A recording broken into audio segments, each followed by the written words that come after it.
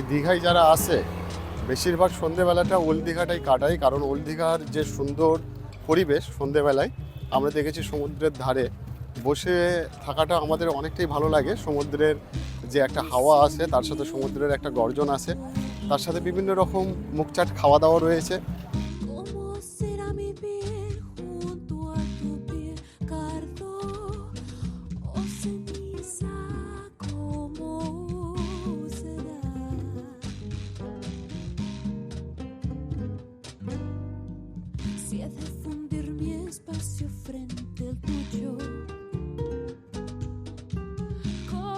Será tu cuerpo al recorrerme y cómo mi corazón si estoy de muerte,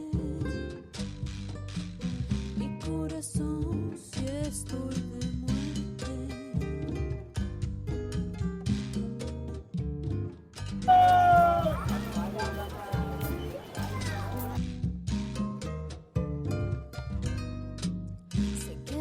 old দীঘার পার্কটা এত সুন্দর করে সাজিয়েছে কি বলবো। এর আগের ভিডিওতে অনেকবার দেখেছো, আর আমরা এখানে এলে এই জায়গাটা ছেড়ে যেতে ইচ্ছা করে না, খুব সুন্দর লাগে। সেই জন্য প্রচুর মানুষ এখানে আসে, সন্ধ্যে থেকে রাত পর্যন্ত এখানে বসে থাকে। পুরো সমুদ্রের ধারে প্রচুর খাবারের দোকান, কি না পাওয়া যায় না এখানে। আমাদের ফাস্টফুডের বিভিন্ন ধরনের দোকান, তাছাড়া ফুচকা, চাট, বিভিন্ন ধরনের খেলাধুলার দোকান। ওল্ড দীঘার একটা সময় ওল্ড দীঘার নাম শুনলে আমাদের মানে একটা অভক্তি লাগতো, মনে হতো যে প্রচুর নোংরা। তবে ধীরে ধীরে বর্তমান সরকার এই ওল্ড দীঘাকে কিন্তু খুব সুন্দর, আর দেখতে পাচ্ছ একদম পরিষ্কার। দীঘার সমুদ্রের পাড় থেকে নিয়ে একদম জাহা চকচকে করে যখনই আসি দেখেছি নিট অ্যান্ড ক্লিন, একদম খুব সুন্দরভাবে সাজিয়ে গুজিয়ে রাখা থাকে ওল্ড দীঘাটাকে।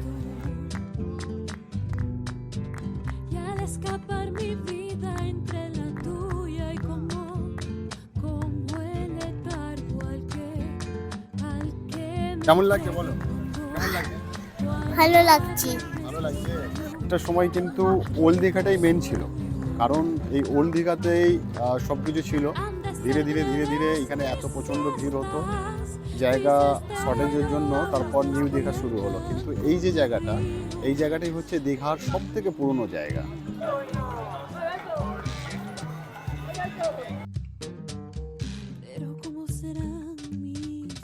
রাত্রিরের এই সমুদ্রের জলটা দেখার জন্য কত মানুষ আসে, এই সমুদ্রের জলের জন্য।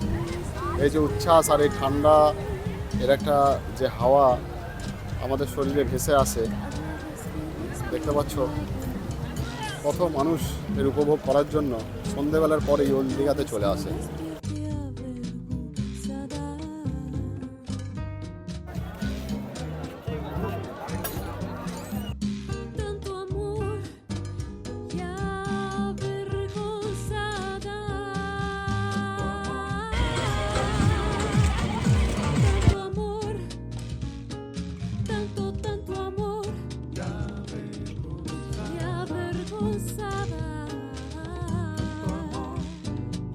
দীঘা ঘুরতে ঘুরতে প্রায় 9টা বেজে গেল।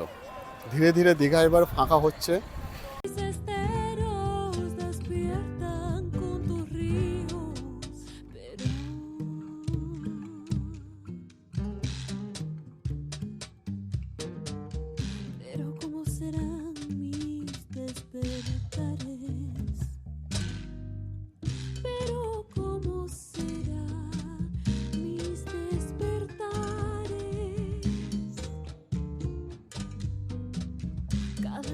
Que despierte avergonzada, cada vez que despierte avergonzada.